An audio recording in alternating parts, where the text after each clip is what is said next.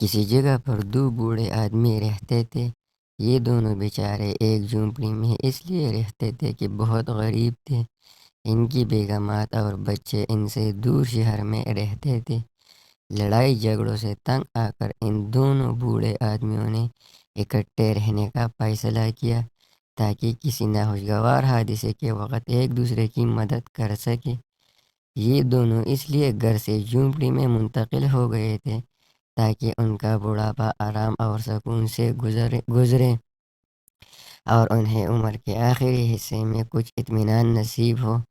یہ دونوں بوڑھے آدمی اس لیے بھی کوئی کام نہیں کرتے تھے کہ اس بڑھاپے میں اتنی طاقت اور ہمت نہیں رکھتے تھے۔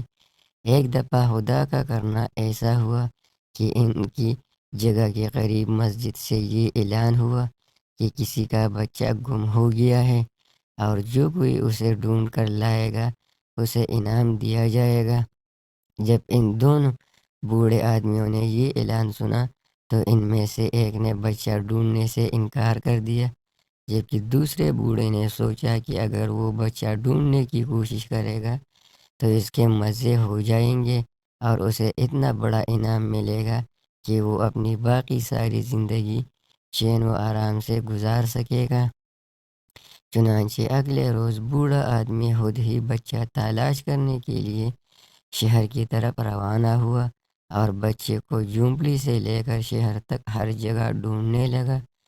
دوسرا بوڑھا آدمی جھونپڑی میں ہی رہا اور وہ سوچنے لگا کہ اگر دوسرا بوڑھا آدمی اپنی کوشش میں کامیاب ہو گیا تو وہ اپنا نیا گھر بسا لے گا، مگر اسے ناکامی سے دوچار ہونا پڑے گا۔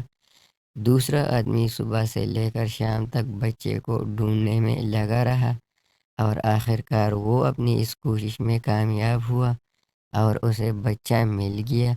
بوڑھا آدمی خوش ہوا، اس نے بچے کو گود میں لیا اور بچہ ماں باپ کے حوالے کیا اور واپس اپنی جھونپڑی میں آیا۔ بچے کے ماں باپ نے وعدہ کے مطابق انعام بوڑھے کو حوالے کر دیا۔ بوڑھے آدمی نے انعام پا کر اتنی خوشی کا اظہار کیا کہ جس کا کوئی حساب نہیں تھا۔ بوڑھا انعام پا کر واپس جھونپڑی میں گیا، جہاں اس نے دیکھا کہ بوڑھا آدمی لیٹا ہوا تھا اور غالباً اسے کوئی قتل کر کے چلا گیا تھا۔ جس آدمی نے انعام جیتا تھا وہ جھونپڑی سے نکل کر شہر کی طرف چلا گیا اور اس نے وہاں ایک گھر خریدا اور خوشی سے رہنے لگا۔ بچوں، اس طرح اس نے محنت کی وجہ سے اپنی زندگی آسان بنا لی۔